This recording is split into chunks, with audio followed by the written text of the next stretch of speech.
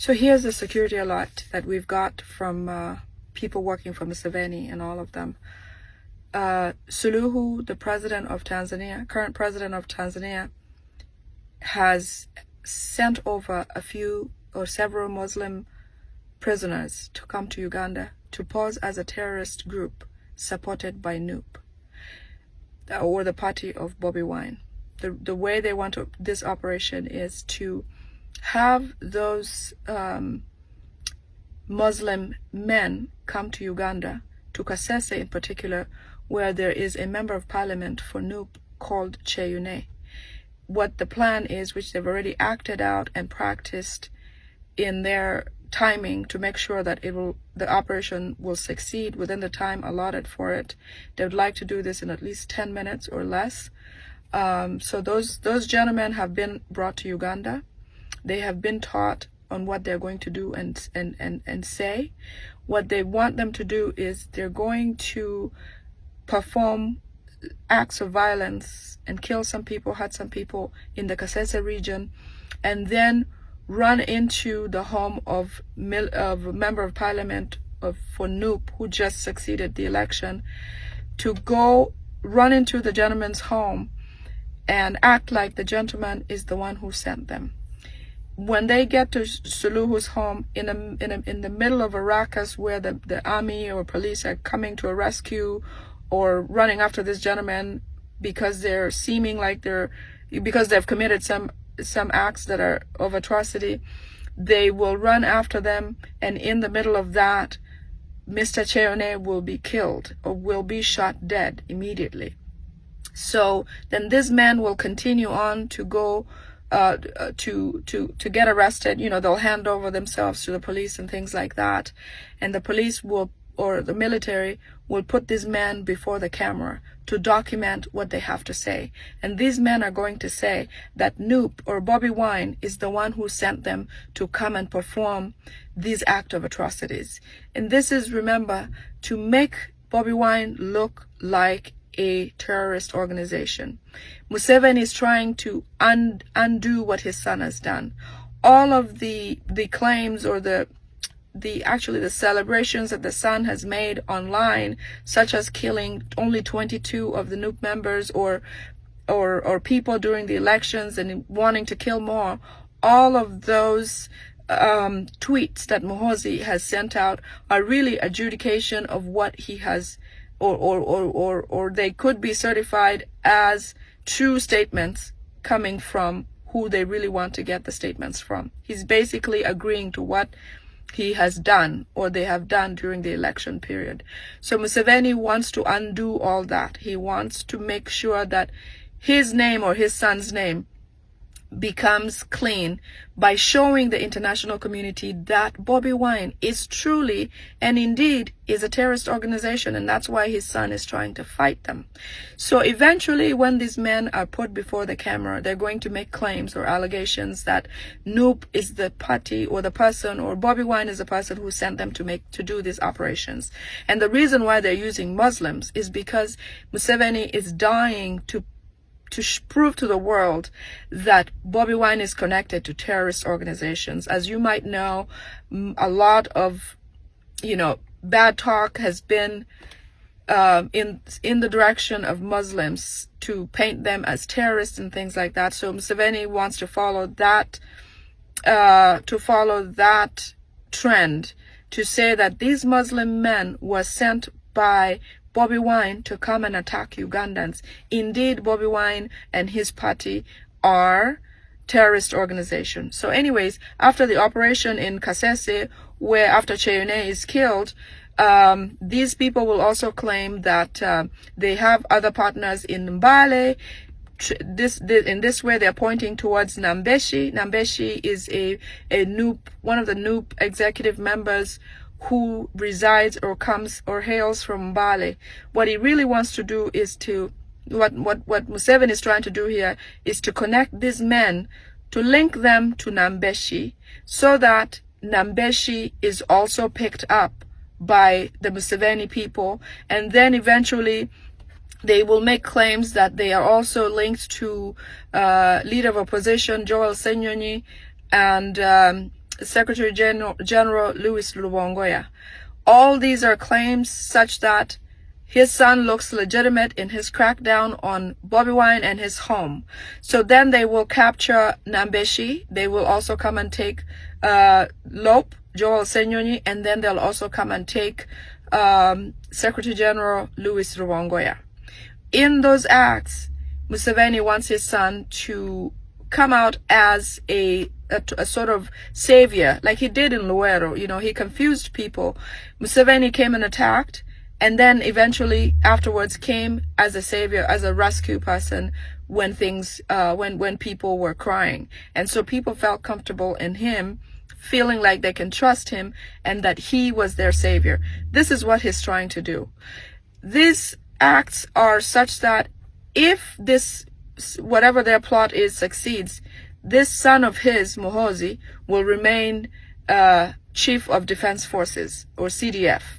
Otherwise, if this plot does not work, he wants to appoint a gentleman called Okiding. Okiding is a deputy of the CDF, is the deputy of Muhoozi at this point. So to remove his son from the public eye, from the international eye, Museveni will appoint Okiding to become the CDF. But really what that means is just that he is a placeholder. Okiding will have no powers. The son of Museveni, Muhoozi, will still be the one stroking his strings on decisions and what needs to be done. So with that said, after the operation, Museveni will make a personal trip to Bobi Wine's home and assess damages and look around, because what they do with this, what they're also going to do with this gentleman is to have them say things like they were sent by Noop and Noop gave them ammunitions to use to kill Ugandans as a means of protesting the elections. But as you know, the protest vote that Bobi Wine talks about is a peaceful demonstration against the results that were released by Byabakama on after election day. Peaceful protest vote is a peaceful protest, not a violent protest. But because Museveni does not know what is going to hit him from where this time, he is terrified and he wants to make arrangement to tarnish Bobi Wine's name before anything happens. The other thing that they're going to do is these gentlemen are going to, before the camera, while the cameras are capturing them, he will get these men to go to places where they have planted ammunition, places like, I have the names here, places like Owino Market. Owino is one of the locations where they're going to place those items.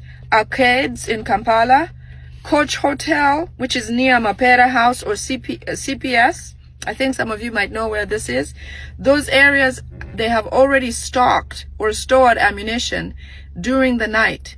For these men to come during broad daylight with cameras following them to show them what, where those ammunitions are, to pin Bobi Wine further on the allegations by Museveni.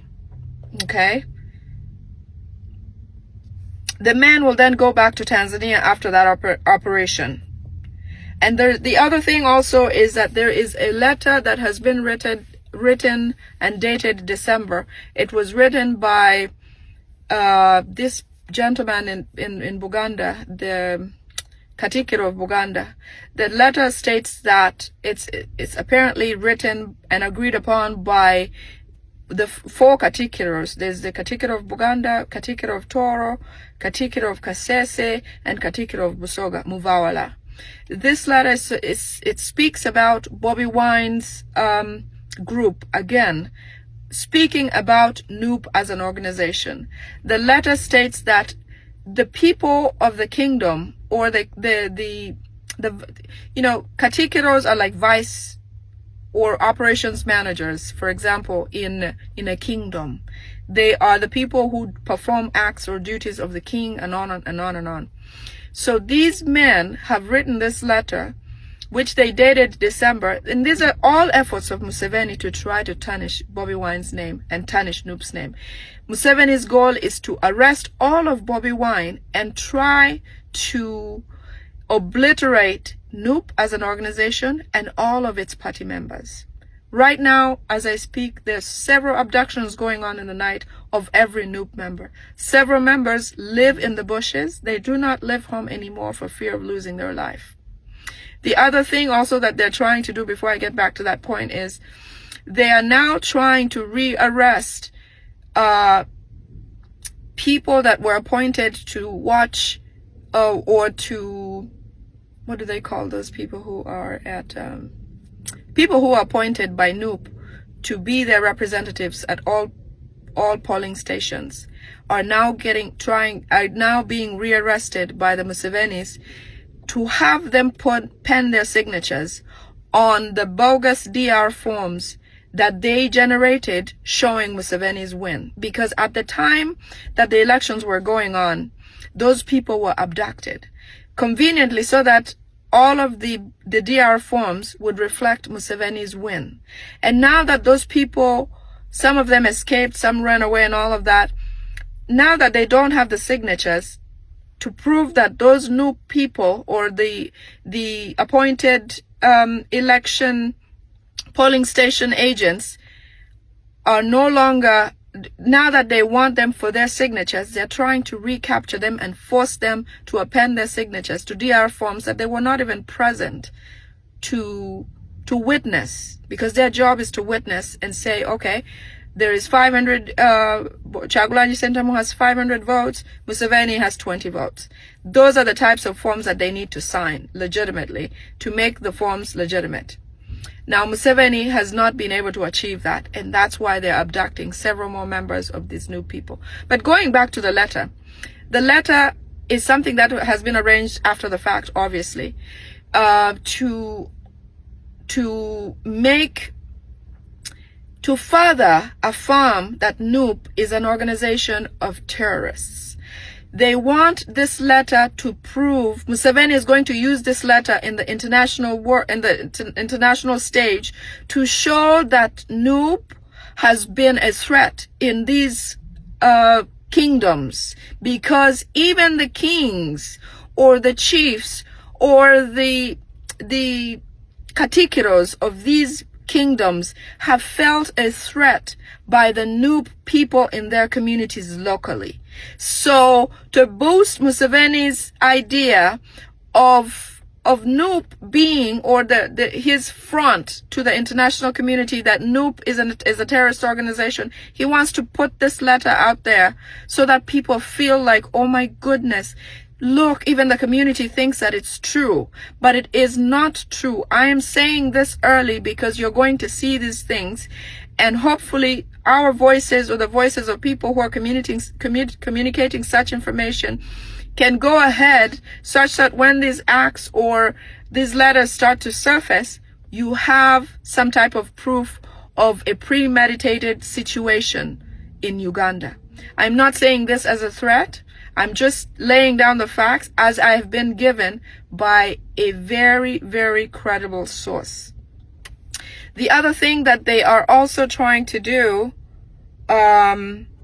is, in a few days, like I mentioned, Museveni wants to stifle inter-district travel or communication. He wants to make an effort to lock down Ugandans in their districts or in areas where they live. In this way, this is going to sound crazy, okay? Very, very crazy. In every effort, Museveni wants to make sure he subdues all Ugandans. All Ugandans. He has gone as far as create a virus that he can spread in Uganda to keep Ugandans sick so he can keep them on lockdown. An example, soon the Minister of Health, I think her name is Cheng or somebody like that, will announce an outbreak of Ebola. But you all know it is very warm, temperatures are very warm. Ebola cannot thrive under such weather. But because they're so desperate to tame people, to subdue people, to keep people poor, to keep people in the worst living conditions so that they can easily manage these people. He's going to introduce something like that. And shamelessly, people like the health minister, because he pays them, he can pass messages like this through them, and without them thinking twice, they'll do it anyway. So an Ebola outbreak is imminent. Any time from now, it will be announced, not because it exists, but to create fear amongst the people of Uganda, to keep them on lockdown. That is something Museveni wants to do. Okay? I've also heard that Miss Lina Zedriga, the vice chair of Northern Uganda, is being held in 4th Division Barracks Gulu. In Gulu, in Northern Uganda, you know that that's where the brother of Museveni has pitched tent. He actually lives in this area. He lives by that barracks and controls the military in that area. This woman was abducted on the 15th of January, and she's only appearing in court tomorrow, apparently, without her lawyers. None of her lawyers have been able to access her because over time they've denied having her. The other person that we need to also look for or pay attention to is Jolly Tukamushabe. She is a deputy NUP vice president for the Western region, Uganda. We still don't know her whereabouts. We saw the video of her abduction by the Museveni government. We hope that she's alive and that she'll be produced in court someday. But I just want you to know and have faith, Uganda, that all of what's happening now is a sign that this government is losing grip. The reason why Museveni acts this way is because he knows he does not have the power. He's losing power. He has lost power. He knows that Bobi Wine won the election. It is the reason why the new Chief Justice was sworn in his compound without his family even being witness. Museveni took the Chief Justice to his home for the swearing-in ceremony. So all of these things that are happening happened when Obote was in government, happened when Idi Amin was in, all the times that they were exiting. Look at other countries like Libya. Gaddafi's son behaved just like Museveni, with too much power, too much pride. He did all these things. But he, in any case, helped speed up his father's downfall. We know that this is happening in Uganda. We have enough international attention. You know, Robert Amsterdam, the attorney of Bobi Wine, is working real hard. Everybody's working really hard. Uganda, don't lose hope. Stay firm. Believe that change is coming, because it is coming.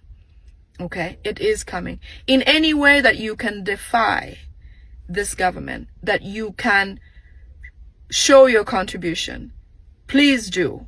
In any way. Peacefully, you can do it. You can achieve it. We can all achieve a new Uganda, and it is just around the corner. It is happening soon. So I'm here for you. I'm your friend. I'm your sister. I'm your mom. I'm your, I love Uganda. I love our country. We are peace-loving people. We are kind people. We always mean well. But I want you to always remember that Bobi Wine is a power and a force that we have. Is the liberator of Uganda. He's going to make this happen. Let us support him. Let us protect him. Let us stand by him. Let's do whatever we can. This is my contribution. It is not very much, but I tell you, I would rather do this than watch or look on. My silence does not help. My silence would mean siding with the enemy. I am on your side, Uganda. I am on your side, and I mean well, and I always will. In any way I can support the struggle, I will. Okay? Be strong. Change is coming. We are not afraid of Museveni. We are not afraid of his son. We know that he's plotting to tarnish our names or tarnish the name of NUP organization. But NUP, we are peace-loving Ugandans. We are here for the people. People power, our power. People power, our power. Sooner or later, we will be free. Freedom for Uganda. Thank you. Have a nice day. Bye-bye.